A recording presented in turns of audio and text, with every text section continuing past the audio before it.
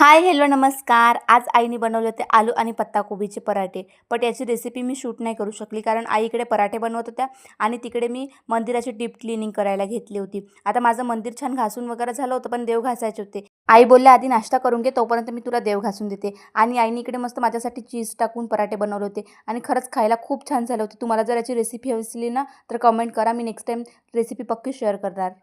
आणि हो, आजच्या व्लॉगमध्ये माझं रुटीन कमी आणि माझ्या बाळाचंच रुटीन जास्त दिसणार, कारण हा दिवसभर मला एवढा जास्त त्रास देतो आणि माझा नवरा मला बोलतो की दिवसभर तुला झोपाचेच तर काम असतात। इकडे आईने देव पण घासून दिले आणि मी माझी मांडणी पण करून घेतली आणि त्यानंतर मंदिर असं काहीसं दिसत होतं। आणि मला तिकडे बघून माझ्या बाळाने आपल्या इकडे कारभार करायला घेतला। बॅगमध्ये पूर्ण खाऊ भरून घेतला, चॉकलेट, वॅफी, केक आणि पॉपकॉर्नचे पॅकेट पण भरून घेतले आणि आई तुला माझा खाऊ दाखवू का असं मला बोलत होता आणि पूर्ण खाऊ काढून दाखवला बॅगमधून।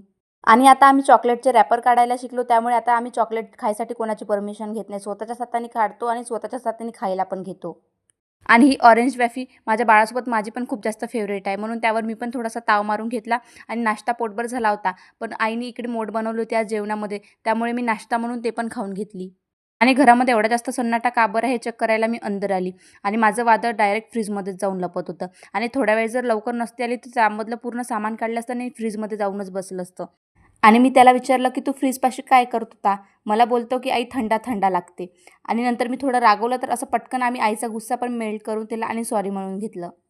आणि ज्या रूममध्ये नाही जात त्या रूममध्ये आमचा असाच काहीसा कारभार सुरू असतो। आणि माझा नवरा मला बोलतो की तुला दिवसभर कोणतेच तर काम नसते, मस्त आरामच तर करावा लागतो। तुम्हाला पण तुमचे नवरे असेच टोमणे मारतात का? कमेंटमध्ये नक्की सांगा। चला तर मग आजच्यासाठी एवढंच। व्हिडिओ आवडल्यास फॉलो अँड लाईक करायला विसरू नका। तोपर्यंत बाय।